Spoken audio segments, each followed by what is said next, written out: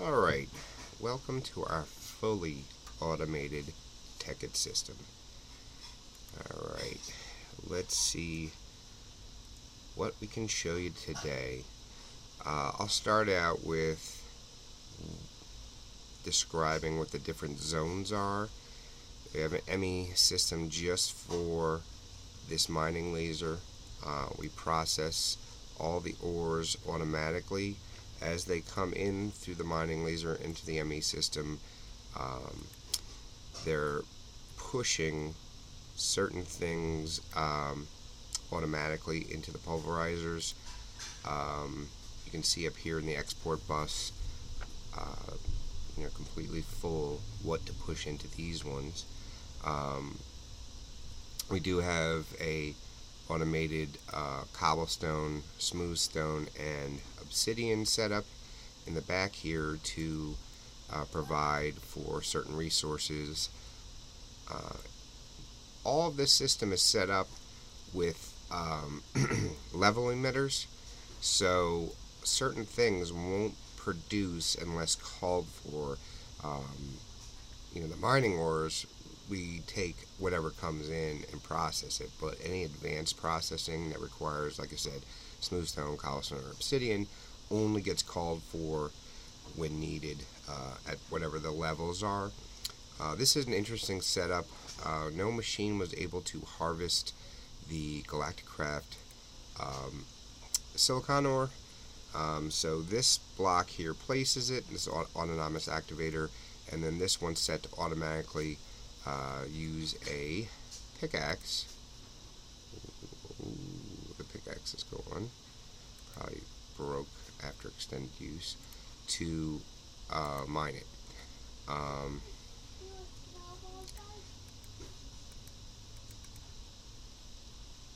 I'll just go ahead and fill some of the inventory so that it doesn't. Are you recording?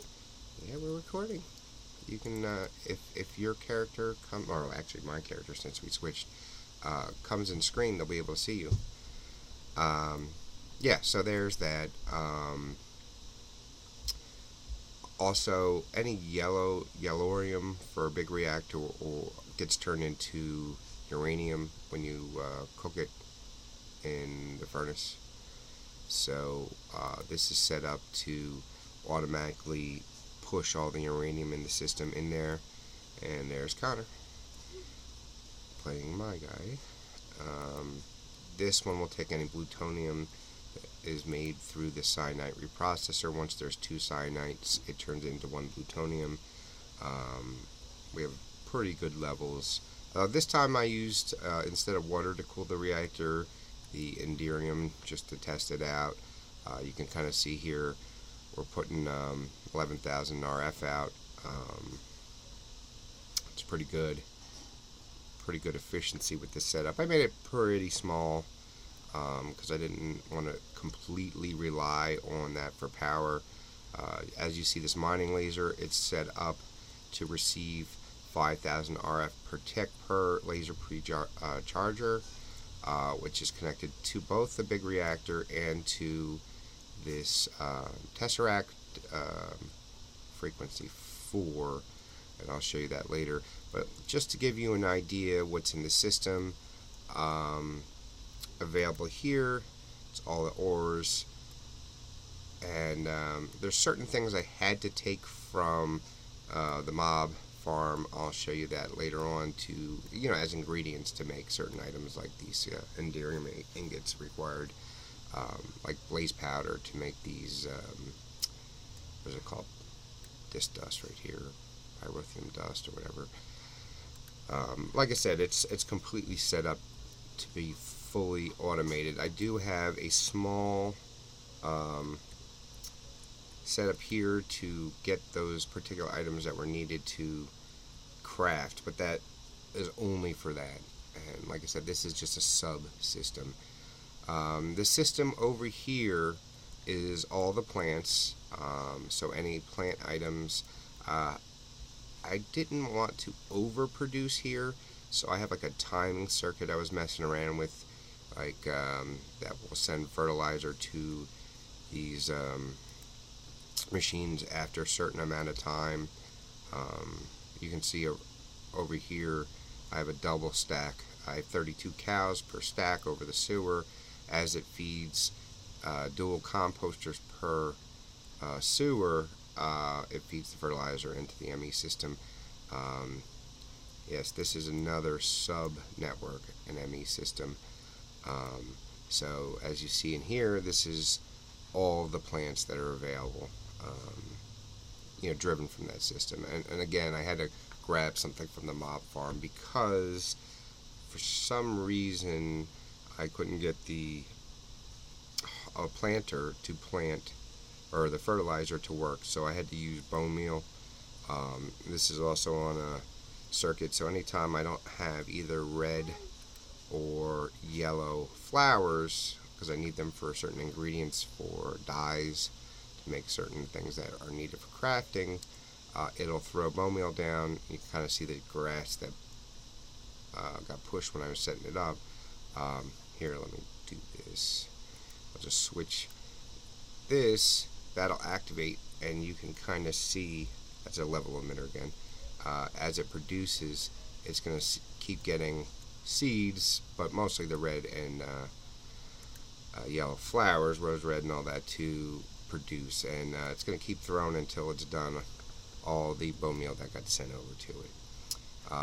No fertilizer for the trees. As they spawn, they'll grow.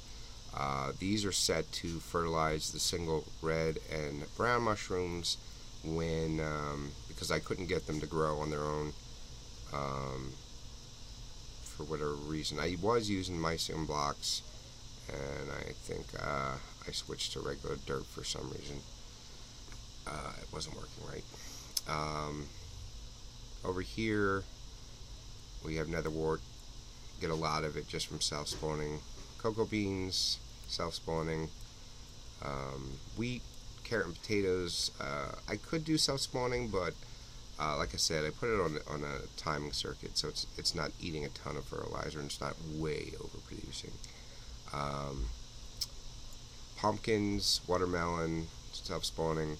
You can't. I haven't figured a way out to make either sugarcane or cactus grow by any push method, whether it be bone meal or industrial fertilizer. I do have all of these harvesters set up to dump their sludge. I've been having a little problems with these liquid routers where, as you see, this one is set up to exit red, so it's supposed to be able to push that entire inventory in there.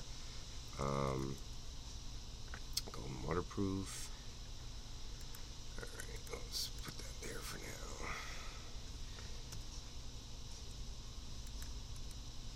Now it's going to go. Let's see if it doesn't block there. Good. Make sure. Yeah, see, that one's empty. Yeah, some of these liquid routers aren't working right. The reason I have multiple tesseracts here, when I was setting the system up, I was getting more than a 10K draw for the creative blocks. I set all this up with creative blocks and then added power later, self-produced power. It goes all the way through, takes the sludge. In the sludge boiler, it produces clay, sand, a couple other blocks that the mining laser doesn't produce. So as it gets the sludge in, has plenty of energy, it's going to go ahead and produce a block for us, and it'll show up in the ME system. I like to use the deep storage blocks. I have a storage bus underneath. I left these on top. I usually take them out, but when I had a system set up and there was overflowing, I had to push out of the ME chest rather than use the drive system. So I use the ME chest just to take some overflow stuff. As you can see, these items are all set up to be low counts. Again, I had to push it back around, but you can actually see the full available resources in this subnetwork there. I'll explain this setup in a little bit once I finish this third subset.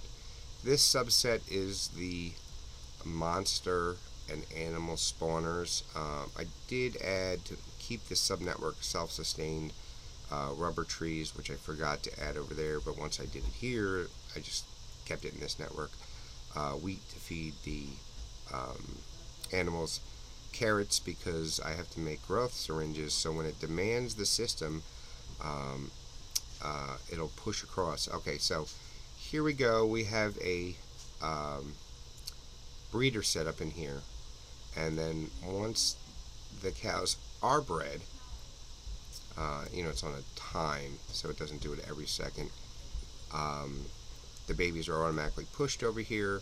If I need resources, I have a veterinarian station, and again, this is auto crafted to take syringes out and then fill them in with the growth syringe. So this export bus dumps them in, and this import bus takes the empty syringes out so it can be refilled. This system, as you can kind of see the pipes, once the animals are harvested, it collects leather, beef, and mob essence. And I kind of started putting picture tiles up. I also get the raw sewage. This one I had to set up after because I wanted a couple extra things. Oh, hold on, let me finish describing the machines. So in here, instead of using the grinder, the mob grinder, to completely just collect dropped items, this will actually harvest meats, liquid meat and pink slime. This liquid router is working to separate them. Pink slime I'll show you in a second what I do with that. This right now, I don't have any of the meat packing set up. I have the meat packer set up, so it switch it to the meat bricks, but I don't process them yet. I haven't had a need. Again, this system will push with that level emitter. Once I need, let's say, more pink slime, then it will use the growth syringes. I also do have the harvester here, so I can get milk for, buckets of milk through this fluid transposer. Will grab empty buckets, fill them with milk if I need it for a crafting recipe. Here, I set up this egg farm, so as these chickens lay eggs, it drops into these hoppers, goes in the ME system, and the autonomous activator will dump or throw the chicken egg out, and it will also dump those pink slime buckets, which will let me harvest the pink slime. So in here I get the feathers. I get essentially free mob essence because it's just eggs that are dropped. The autonomous activator doesn't have any power demand, and the only thing that's drawing power is the actual grinder that kills them. So I set all this up so they all route to this first tank for the mob essence. This is on a continuous push, pumping down the system.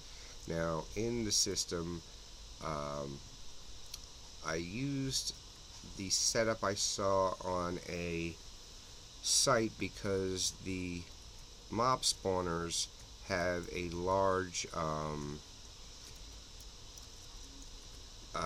spawn area, and if you do it too small, they'll come outside of your walls. So it's set up, as you can see, to be the maximum show up rate. This one is set up. You use the Safari net, capture something, and then as you get mob essence, it's going to go ahead and continuously spawn. And then I have the different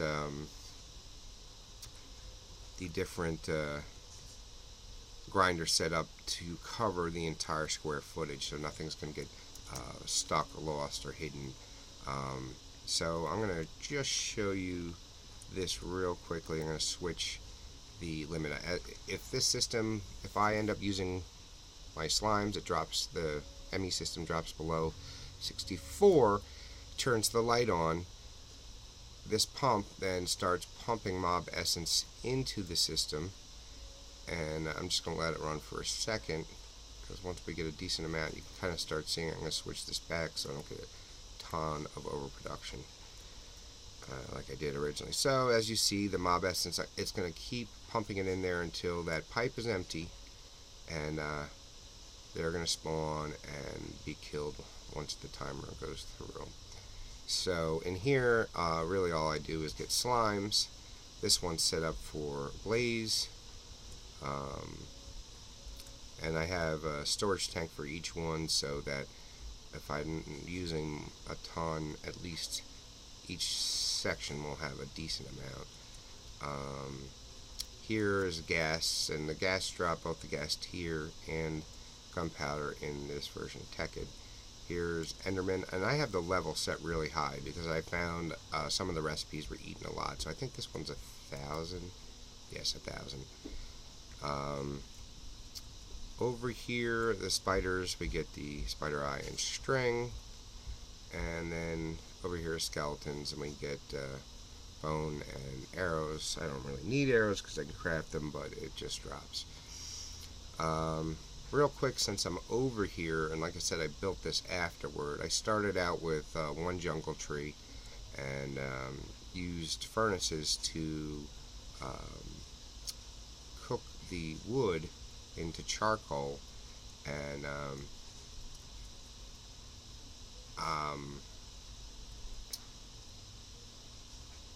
I kept building furnaces until I saw that I didn't have wood left. I had to add all these as I added the other trees in, because I had to sit around and kind of play with how much power requirement. Like these 12 here and these 8 actually feed the whole power plant. So I ended up having to add separate ones just to keep the power system running. But as you can see, engines, I have the aqueous accumulators, 2 blocks of water automatically pump for the water for the steam, and the charcoal gets dumped in and used, and as long as we have draws. So this was my first network as I was trying to power parts of the base. This was the second one, and it seemed like I had pretty good power with these. I think these are either 10 or 12 in a row. And then I added this 32 long row because that's what I got. 1,000 for the mine requirement. Because of the energy loss of the Tesseract, I ended up have to keep adding all of these until I had pretty decent power. It still wasn't 100% constant 10,000 for the mining laser. So you can kind of really see how much power. I run the entire base, all the machines, not operating continuously off these 2 sub power systems, and then like I said, this whole power plant is all these furnaces, all these planters, and my I didn't show you that underneath. I have a little bit of an overproduction, but I have four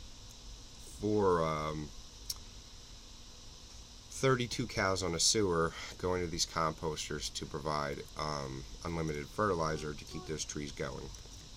And like I said, the balance ended up being 12 and 8, so 20 steam engines to run the power plant itself. That's new. Just got struck by lightning. That's pretty cool. Let's see if it actually harvests. Puts itself out. I don't know how I get struck by lightning. Oh, Connor did that. I see him in the back of it. Hey! Who set the trees on fire? This is the power plant. We can't lose the system, otherwise we'll lose power for the base. Alright, so it went out on itself. Uh-oh. So there you go. I did have to put roofs over certain things. Like I found out the fertilizers won't work if they get snow on them. that was interesting. It took me a bit to figure out the first time that happened. Connor added this nice little, it's almost like a smoke drift using spider web. We are playing on creative to build all this because it took me quite a while to build it. All right, so an interesting thing about connecting these different subnetworks together, you kind of see cable running. What I have is two networks meeting, and I ended up using deep storage blocks, and you can kind of see there's a storage interface and a level emitter going to one network, and the export bus is going to the other. So when one network sends that it doesn't have 64 of the item, it'll when one doesn't have the, which in this case is going to be the main network, doesn't have 64 of the item, it's going to tell this network, see the black cable running back, to go ahead and export, in this case, the pink slimes. So you'll see I have more than the 64 required, so it's dumped them in. And like I said, the storage bus and level emitter are using blue cable, which I've hidden under the facades because I just didn't like having those open. But that goes back to my main network. So in my main network, this is the accumulation of all three subnetworks. You have this white ME cable going back to the plants, the blue going to the mob drop, and the brown going to all of the ores. You can kind of see here in the, let me switch it to just stored items.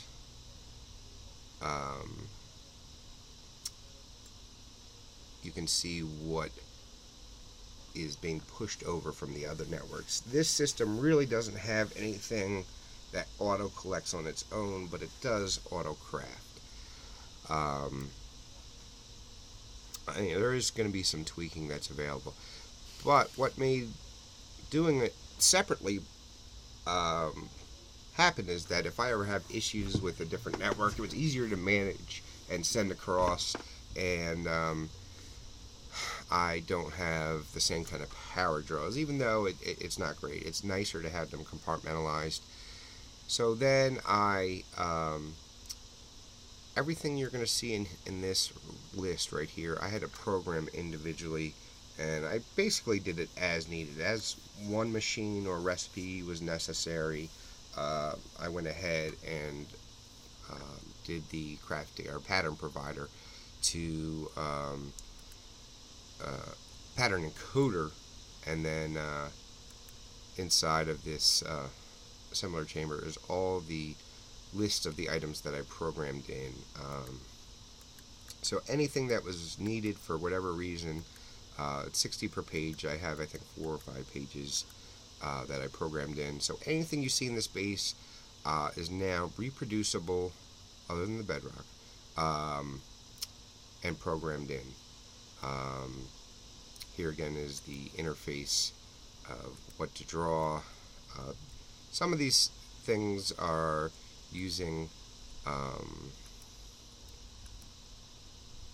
an encoded pattern too. See, pulverized coal is done as I've needed it for whatever ingredient. So there is a mix. Not all crafting is done in the super block. Not all of it's done in this little pattern provider block. Some of it is actually sent through using level emitters and these encoded patterns on the ME interface blocks. You can put them in there and then draw. I think some of them are over here. It's kind of interesting.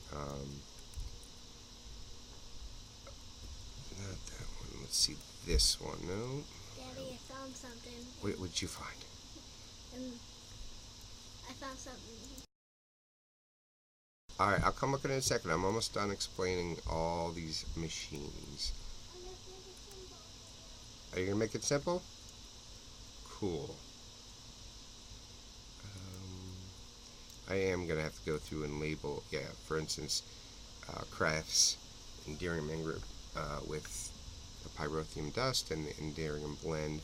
which is built over in, yeah, the Endearing Blend's built over there, and I think this, what was this one?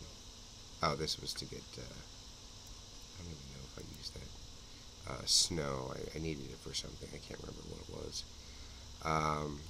I had to add, I didn't have to do it this way, but as I need, let's see what we got in here. Oh, here's a good example. As I need these different chips, I use these advanced lasers and the assembly table to build those chips, and that's a crafting pattern set up there, and it knows to build them through here. These eat a little bit of juice. Over here is my liquid setup. So this part is done in the main system. I grab it from the other systems, but what you'll see is, for instance, when I need energized glowstone, melted glowstone powder, it will make it available to me for any recipe that I program in. In this case, it's filling the illuminator frame in the fluid transposer, so I can get a completed illuminator frame. Also here the redstone energy cell and the redstone conduit, and then over here we fill the tesseracts with the liquid enderium. What do I have on this side? The other side was to process some of Galacticraft's required information. So Galacticraft was kind of annoying. It didn't tie everything automatically into the system, so I dumped a lot of the stuff that I was going to need into these boxes. So they're completely full. It pushes until it's full. I put the storage monitor so I knew what they were, and it shows me the levels or amounts that I have in the ME system.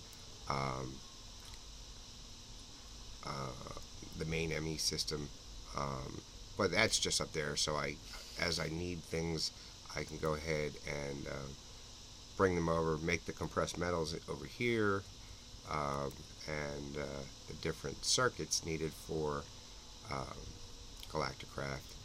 To grab any of the advanced stuff, I have an ME chest here with any of the stuff that I mined back over in either the moon or Mars. Process it. Some of it will automatically process, or very little, because the other machines won't craft. And now, I think, yeah, the basic wafer and the solar panel and the advanced wafer are the only non-craftable ingredients, as well as these compressed metals. And I can't automate the collection of, like, this raw meteoric iron or the Desh material over in Mars. I do have an automated oxygen tank system. I haven't set it up to be able to take tanks in and out because I've been having problems again with Galacticraft. I am using an oil fabricator powered by the network to dump into the refinery, fill up this storage tank, go over here, and this is my normal cargo pad where I build rockets. Me and Connor go usually to the moon or Mars together, so I'll have to build a second pad. But here's our NASA workbench. Again, not automated. We have to bring the individual items over to go and do that. We have had some fun with that, messing around with terraforming, and we did make a space station, and we have a bunch of oxygen collectors to seal different rooms we built. I think it fills up to 800 square blocks. Video or the moon, maybe I'll make another clip of that after. But right now, like I said, we're in creative just to view. But now that we have everything programmed in here and everything completely automated, all of our power up to par, this is what it took to make a completely automated crafting system that does everything that we use. I didn't program any of the extra mods that we don't use yet, but I could. As I go along and explore some of the other mods, I might add those in. But you really can see what it takes to completely automate and craft anything just as if you were in creative. This is what it takes. Thank you for listening, and I hope you are inspired to make your own systems. If you have any questions, feel free to comment, and I'll try and get back to you when I can. Thank you.